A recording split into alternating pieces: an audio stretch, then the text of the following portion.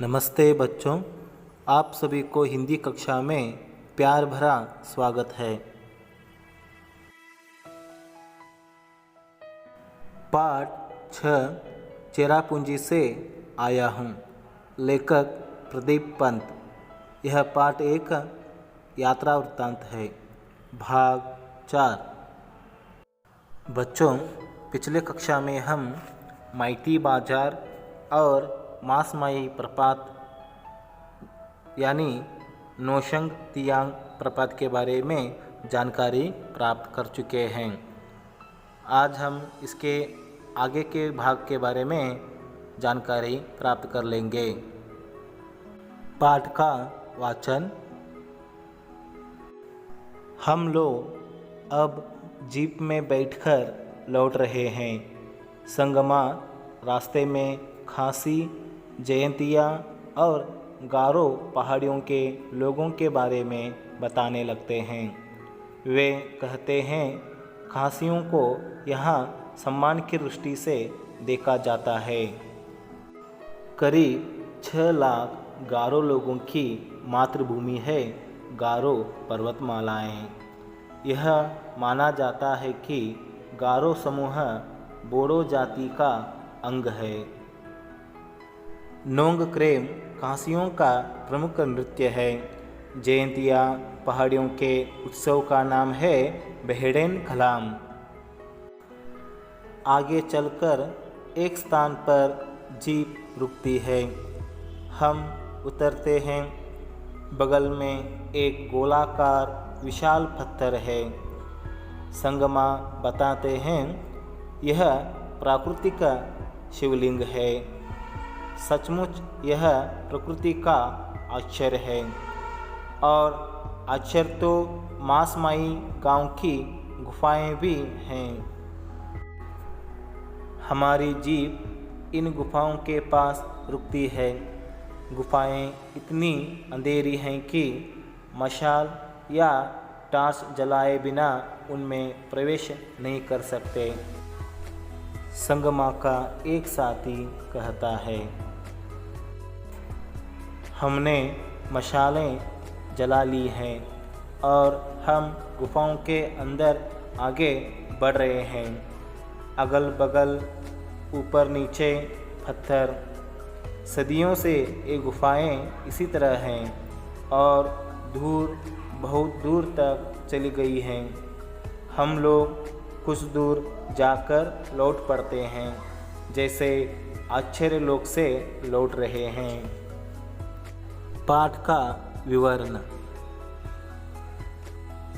बच्चों, श्री संगमा और उनके 2 दोस्त तथा लेखक प्रदीप पंछी जीप में बैठकर चेरापूंजी से वापस आ रहे हैं। आते समय संगमा रास्ते में खासी, जयंतिया और गारो पहाड़ियों के लोगों के बारे में बताते हैं। वे कहने लगे कि खासियों को यहाँ पर बहुत ही गौरव की दृष्टि से देखा जाता है। श्री संगमा जी गारो लोगों के बारे में बताने लगे कि करीब 6 लाख गारो लोगों की मातृभूमि है गारो पर्वतमालाएं। यह माना जाता है कि गारो समूह बोडो जाति का एक अंग है। इस तरह से संगमा जी खासी लोगों के बारे में तथा गारो लोगों के बारे में जीप में बैठकर लेखक जी को बताने लगे।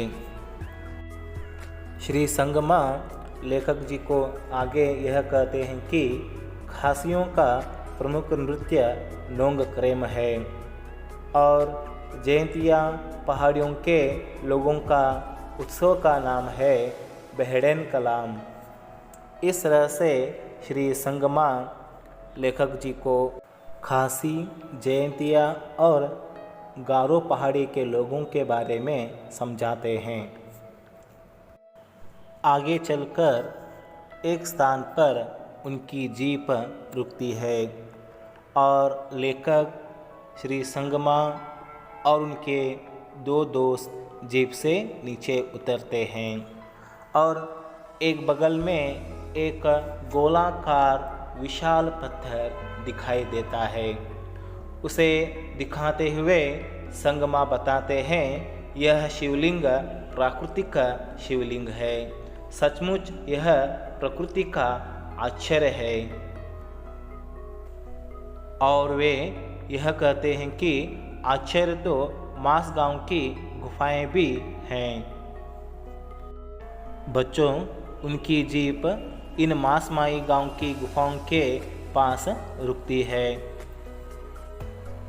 श्री संगमा के साथियों में से एक ने कहा, गुफाएं इतनी अंधेरी हैं कि मशाल या टार्च जलाए बिना उस गुफा में प्रवेश हम नहीं कर सकते।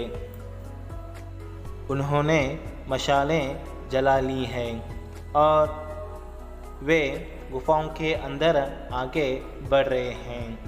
लेखक यहाँ पर यह कहना चाहते हैं कि उस गुफा में अगल बगल और ऊपर नीचे पत्थर ही पत्थर हैं। सदियों से ये गुफाएं इसी तरह हैं और बहुत दूर तक ये गुफाएं चली गई हैं। लेखक प्रदीप पंछी यह बताते हैं कि हम लोग उस गुफाओं में कुछ दूर जाकर वापस लौट पड़ते हैं, जैसे आश्चर्य लोक से लौट रहे हैं। बच्चों, इस तरह से लेखक प्रदीप पंछी चेरापूंजी से आया हूँ यात्रा वृत्तांत के द्वारा हमें मेघालय की राजधानी शिलंग तथा साल भर वर्षा होने वाली स्थान चेरापूंजी के बारे में, वहाँ के लोगों की रीति रिवाज, संस्कृति और उत्सव और वहाँ का प्राकृतिक सौंदर्य के बारे में हमें बहुत ही स्पष्ट रूप में बताए हैं। धन्यवाद।